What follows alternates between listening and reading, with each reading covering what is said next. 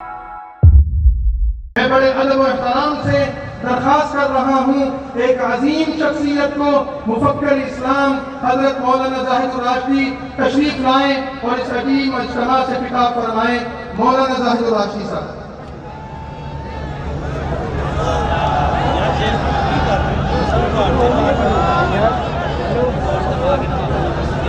السلام علیکم ورحمۃ اللہ وبرکاتہ۔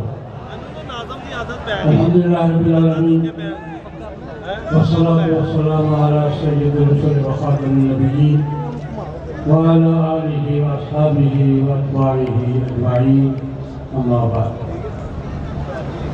عالمی مجلس کا فضل ختم النبوت کا، اس کی قیادت کا، اس کے ارکان کا، کارکنوں کا شکرگزار ہوں، مبارکباد دیتا ہوں کہ اپنے قیام کے بعد سے اب تک عالمی مجلس کی قیادت میں کارکنوں نے یہ محاذ اپنی پوری شان کے ساتھ گرم رکھا ہوا ہے۔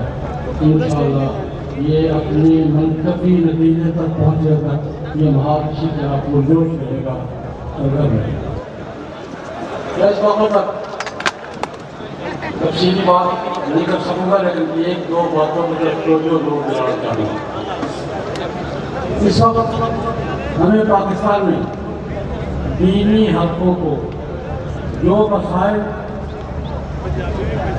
ایشوز کے طور پہ جن کا سامنا ہے، مسائل تو بہت ہے، لیکن جن مسائل کا ہمیں سب سے زیادہ سامنا ہے وہ 3-4 مسئلے ذہن میں تازہ کرنے ہیں۔ ہمیں اس بات کا سامنا ہے کہ حضرت انبیاء کرام علیہ الصلوۃ والتسلیمات اور جناب نبی کریم صلی اللہ علیہ وسلم کی حرمت اور ناموس کے تحفظ کا جو قانون ہماری پارلیمنٹ نے پاس کیا تھا، اس کو ختم کرنے کا مطالبہ ہم سے کیا جا رہا ہے۔ سب سے بڑا مسئلہ یہ عقیدہ ختم النبوت کے تحفظ کے لیے ہماری پارلیمنٹ نے ایک بار نہیں، کم از کم 4 مرتبہ جو قوانین پاس کیے، جن کی توثیق کی، ان کو تبدیل کرنے کا مطالبہ کیا جا رہا ہے۔ ہم سے یہ تقاضا کیا جا رہا ہے کہ مسجد اور مدرسے کی آزادی، وہ مذہبی آزادی جو انگریزوں کے دور میں ہمیں حاصل تھی، ہم اس سے دستبردار ہو جائیں۔ ہم سے یہ تقاضا کیا جا رہا ہے کہ خاندان کا وہ نظام جو ہمیں ورثے میں ملا ہے، جناب نبی کریم صلی اللہ علیہ وسلم کی سنت اور صحابہ کرام رضوان اللہ علیہم کی روایات کے مطابق، ہم اس خاندانی نظام سے دستبردار ہو کر یورپ کا خاندانی نظام قبول کریں اور امریکہ اور برطانیہ کے خاندانی قوانین کو اپنے اوپر تسلیم کریں۔ ہم سے یہ تقاضا کیا جا رہا ہے۔ یہ تقاضا کرنے والے کون ہیں؟ میں اس طرح کو جاننا چاہتا ہوں۔ ناموس رسالت کے قانون میں تبدیلی کا مطالبہ کس نے کیا ہے؟ حال ہی میں یورپی یونین نے مطالبہ کرنے والا کون ہے؟ یورپی یونین۔ ختم نبوت کے قوانین میں ترمیم کا مطالبہ کس نے کیا ہے؟ یورپی یونین نے۔ مسجد اور مدرسے کی آزادی کو ختم کرنے کا مطالبہ کس نے کیا ہے؟ فیٹف نے، بین الاقوامی ادارے نے۔ خاندانی نظام کو تبدیل کرنے کا مطالبہ کس نے کیا ہے؟ سیڈا نے، بین الاقوامی ادارے نے۔ میرا سوال یہ ہے قانون نافذ کرنے والوں سے، قانون بنانے والوں سے، پالیسی سازوں سے، کہ پاکستان کے عوام کو تو کوئی مسئلہ درپیش نہیں ہے۔ ملک میں، کسی بھی ملک میں فیصلے کے 3 بڑے ادارے ہوتے ہیں۔ آپ کے دور میں سب سے بڑا ادارہ تھا پارلیمنٹ۔ ہماری پارلیمنٹ 1 دفعہ نہیں، 2 دفعہ نہیں، 3 دفعہ نہیں، 4 دفعہ فتویٰ کے مسئلے پر، ناموس رسالت کے مسئلے پر ٹوک فیصلہ دے چکی کہ ہم اس میں ترمیم کرنے کے لیے تیار نہیں ہیں۔ ہماری عدالت عظمیٰ کئی بار فیصلہ دے چکی، اور ہماری سول سوسائٹی وہ مومبتیاں جلانے والوں کا نام نہیں ہے۔ سول سوسائٹی یہ بیٹھی ہے۔ سول سوسائٹی کسے کہتے ہیں؟ رائے ماں کو۔ سول سوسائٹی کسے کہتے ہیں؟ پاپولر اوپینین کو۔ سول سوسائٹی کسی کہتے ہیں؟ عوام کی رائے کو. عوام کی رائے جب بھی مانگی گئی ہے، بلکہ عوام سے تو رائے مانگنے کی ضرورت نہیں پڑتی. جب بھی مسئلہ پیش آتا ہے اس حوالے سے پاکستان کے عوام سڑکوں پر ہوتے ہیں نہیں ہوتے ہیں یا نہیں ہے. میرا سوال ہے پالیسی سازوں سے کہ پارلیمنٹ دو لوگ فیصلے کرتے ہیں، عدلیہ دو لوگ فیصلے کرتے ہیں.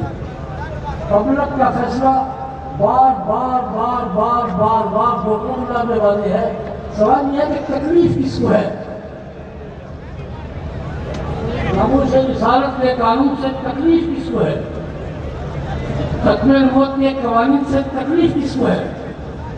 ہمارے خاندانی روایات اور نظام سے تکلیف کس کو ہے؟ ہماری مسجد اور مدرسے کی آزادی سے اور اس کے کردار سے تکلیف کس کو ہے؟ اور جو مطالبہ کر رہے ہیں یہ سارے آؤٹ سائڈر ہیں ضروری. جو یورپی یونین ملک میں جا رہا ہے، چائنا ملک میں جا رہا ہے، چینا ملک میں جا رہا ہے، آئرلینڈ ملک میں جا رہا ہے. یہ ہے کہ آؤٹ سائڈر باہر سے آ کر ہماری رائے پر کیوں مسلط ہو گئے؟ میں دو سوال کرنا چاہوں گا. ایک یورپی یونین سے جس نے ہم سے مطابقہ رکھا ہے، یاد دلانا چاہوں گا یورپی یونین کو کہ برطانیہ نے یورپی یونین میں رہنے نہ رہنے پر جو ریفرنڈم کروایا تھا، نہ رہنے کا فیصلہ کتنے ووٹوں کے اکثریت سے ہوا تھا؟ یورپی یونین میں نہ رہنے کا فیصلہ برطانیہ نے 1 ووٹ سے کیا. یاد آپ کو؟ یار آپ کی جمہوریت، آپ کا الیکشن 1 ووٹ کی اکثریت دے دے تو آپ اس پر قائم ہو جاتے ہیں کہ بھائی جمہوریت کا فیصلہ ہے. سوال یہ ہے کہ ہماری تو منتخب پارلیمنٹ 4 دفعہ کم از کم ریکارڈ میں فیصلہ دے چکی ختم نبوت کے قوانین کے بارے میں کہ ہم تبدیل نہیں کریں گے، بلکہ 1 دفعہ دھوکے سے کوئی گڑبڑ کروائی گئی تھی. پارلیمنٹ کو جب پتہ چلا، پارلیمنٹ نے فوراً فیصلہ واپس لیا کہ نہیں بھائی یہ غلطی ہوئی تھی، ہمیں دھوکہ دیا گیا تھا. سوال یہ ہے پارلیمنٹ یکسو ہے، اب تک یکسو ہے، عدلیہ یکسو ہے، پبلک یکسو ہے، یہ آؤٹ سائڈر کیوں آ رہے ہیں؟ یہ ملک عوام کا ہے. اور ایک بات کا سمجھتا ہوا اپنی بیوروکریسی اسٹیبلشمنٹ، بھائی باقی سارے تو اپنی جگہ پر کھڑے ہیں، آپ کدھر ہیں؟ اگر اجازت ہے تو میں اپنی اسٹیبلشمنٹ سے یہ سوال کرنا چاہوں گا. ایک طرف دستور ہے پاکستان کا دستور، دوسری طرف دستور کو ڈائنامیٹ کرنے والی سازشیں ہیں. آپ کس کے ساتھ ہیں؟ ادھر ہیں کہ ادھر؟ میرا سوال ہے کیا؟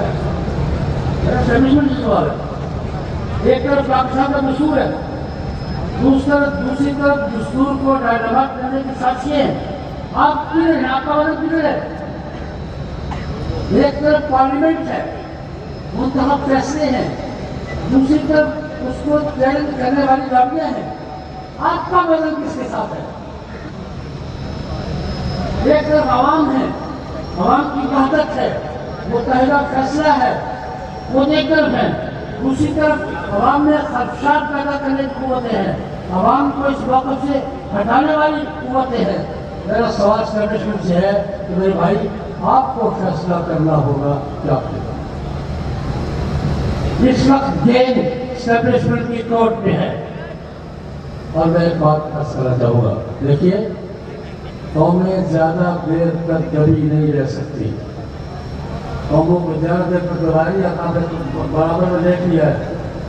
افغان عوام نے جس جرأت کے ساتھ برطانوی استعمار کا مقابلہ کیا تھا، پھر رشین استعمار کا مقابلہ کیا تھا، پھر امریکی استعمار کا 20 سال مقابلہ کیا ہے، آج الحمدللہ وہ اپنی آزادی کے پرچم کے ساتھ آنکھوں میں آنکھیں ڈال کر کھڑے ہیں.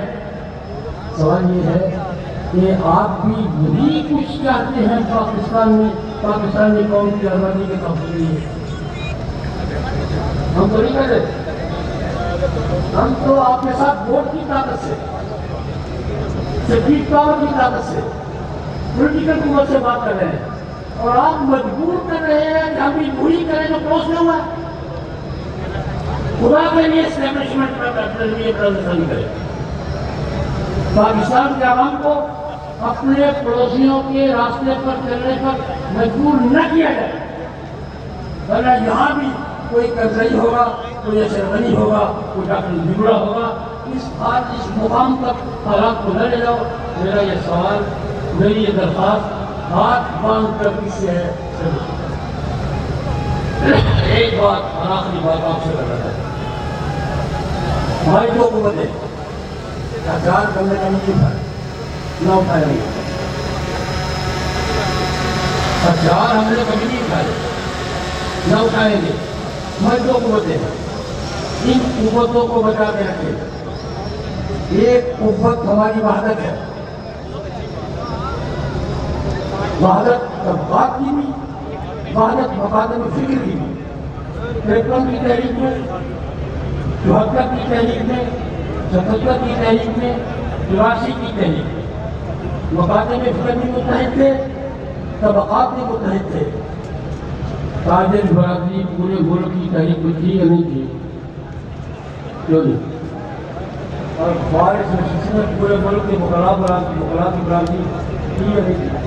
میں آپ سے ایک درخواست کروں گا, اگر آپ نے جنگ جیت ان شاء اللہ جیتیں گے. لیکن 53 کی تحریک, 74 کی تحریک, 77 کی تحریک, 84 کی تحریک, وہ ماحول آپ کو دوبارہ قائم کرنا ہوگا. مقادم فکر کے حوالے سے بھی, طبقات کا. ہم اپنے آپ کو غور کریں. ہمیں ہمیشہ لڑایا جاتا ہے اور لڑا کر ہماری سبھوں میں کمزوری پیدا کر کے فیصلے کیے جاتے ہیں. میری درخواست آپ سے یہ ہے, ایک یہ وحدت کی قوت, وحدت مقاصد فکر کی بھی, وحدت طبقات کی بھی. اور دوسری گزارش یہ ہے, یہ اسٹریٹ پاور. ہم نے آزادی کی جنگ بھی اسٹریٹ پاور پہ لڑی تھی, پاکستان کی تحریک بھی اسٹریٹ پاور پہ لڑی تھی, اور آج بھی انشاءاللہ العزیز اسی اسٹریٹ پاور سے, اسی عوامی قوت سے شکست دیں گے, اور اسلام ختم نبوت اور ناموس رسالت کا پرچم انشاءاللہ بلند رہے گا. وآخر دعوانا الحمدللہ.